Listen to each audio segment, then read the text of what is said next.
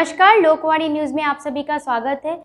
प्रदेश में बीजेपी एक बार फिर पिछड़े वर्ग के साथ निश्चित तौर पर सरकार बनाने का दावा कर रही है।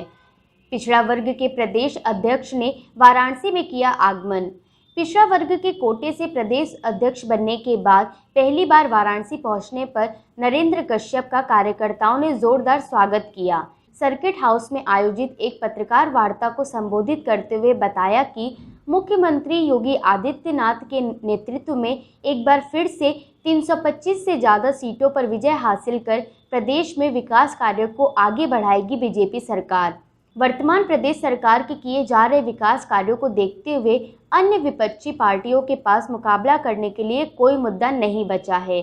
हालांकि प्रदेश अध्यक्ष ने पेट्रोलियम पदार्थों के कारण बढ़ती हुई महंगाई पर थोड़ी चिंता जाहिर की है। साल से ज़्यादा हिंदुस्तान नहीं पूरा विश्व कोविड-19 की चपेट में है और आपकी जानकारी में ब्रिटेन जैसा कंट्री, यूके जैसा कंट्री, कनाडा और जो धनाढ़ कंट्री रहे हैं हमारे विश्व में, उन्हों की अर्थव्यवस्था पर भी असर पड़ा है, वहाँ की पॉपुलेशन पे असर पड़ा है।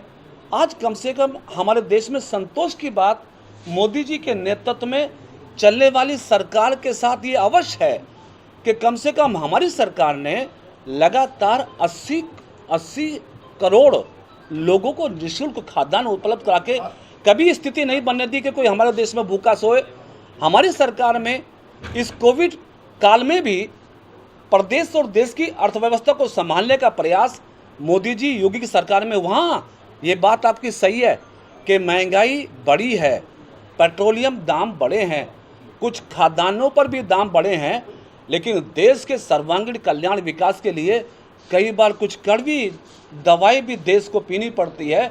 और खुशी है कि हमारा देश राष्ट्र के प्रति समर्पित होकर उस कड़वी दवाई को पीकर भी राष्ट्र के लिए साथ खड़ा हुआ है। कार्य समिति का निर्धारण होना है, देश प्रदेश के नेताओं का आगमन होगा, नीतियां बनेंगी, कार्यक्रम बनेंगे, विस्तृत योजना पर मैं आपको जानकारी विधिवत 18 के बाद ही दे सकूंगा, क्योंकि जो तय होगा वो बताया जाएगा। सर, आपने स्टार्टिंग में कहा कि ओबीसी मोर्चा का मिशन है प्लस 325 जी, इसको ब्रीफ करेंगे। क्या इसमें केवल ओबीसी मोर्चा की भागीदारी होगी या 325 में सभी की भागीदारी होगी? भारतीय जनता पार्टी का सामान्यतः सिद्धांत सबका साथ, सबका विकास और सबका विश्वास अर्जित करने का है। निश्चित है कि भारतीय जनता पार्टी प्रदेश के सभी 24 करोड़ रहने वाले मतदाता और तमाम जो हमारी जनता जनार्दन है, उनके आशीर्वाद और उनके समर्थन से ही सत्ता में आई है और आएगी। लेकिन हाँ, एक ओबीसी मोर्चा एक संगठनात्मक एक इकाई है जिसका दायित्व प्रदेश ने हमको सौंपा है।